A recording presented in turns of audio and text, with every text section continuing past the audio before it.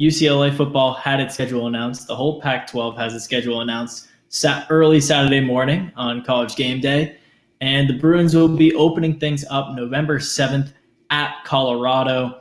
And then they'll be following things up Friday at home against Utah, and then on the road against Oregon on a Friday, and then Arizona, Arizona State, USC to round out the season before the championship week. So that is the shortened 6/7 game season for UCLA. Jack, give me your first thoughts on it.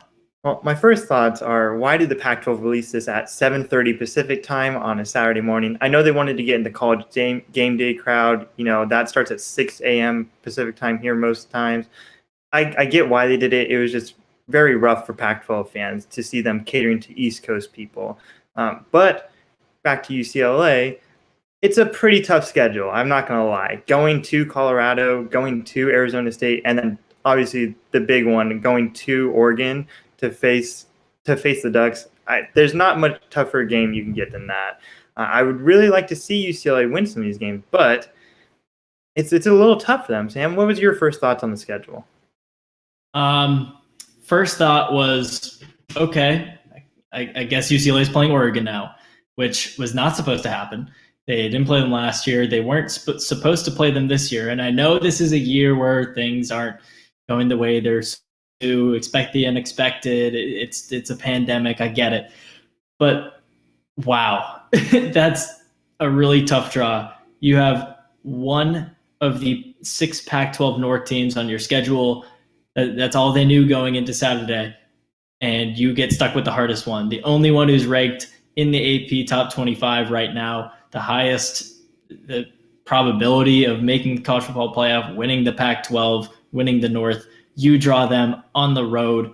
That's tough. There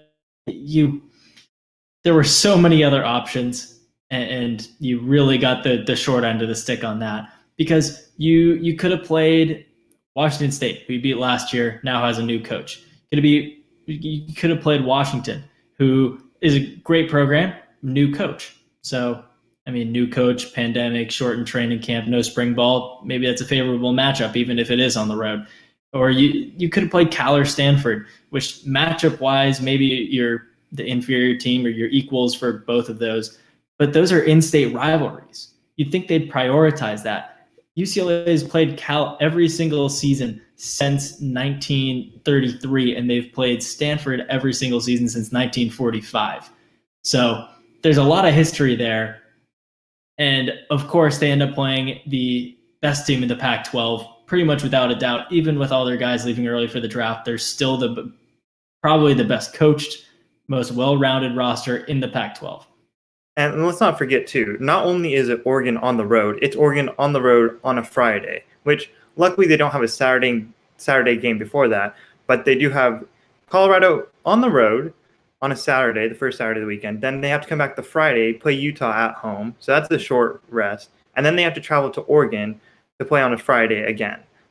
Why would the Pac-12 do that? I know they're trying to capitalize on we're getting on the Fridays because everyone else is on the Saturday kind of train, but that's things that the smaller conferences do. The MAC always had those great Tuesday games. The Mountain West had a lot of Friday games. Why does the Pac-12 feel like they need to do that? If you're really a Power 5 conference, come out and compete with those Power 5 conferences. Yeah, I think they want as little overlap of Pac-12 games as possible. That's what they're going to have, the 9 a.m. kickoffs probably, which is insane and horrible for road teams. Imagine traveling and then waking up at 5 a.m., probably earlier, to get out for a 9 a.m. kickoff. They have to be there a few hours in advance just for warm-ups and workouts.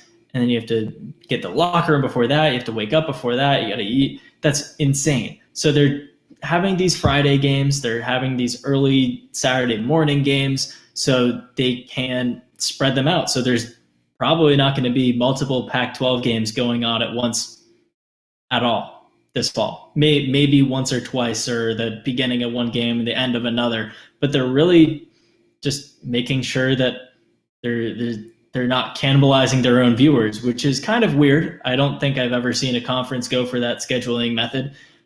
but it's what they did. It's what they're going to do, and I'm not really sure why. They're going for those East Coast audience with the schedule announcement and the 9 a.m. kickoff, but they need to get the West Coast people on board for this. They're a West Coast conference.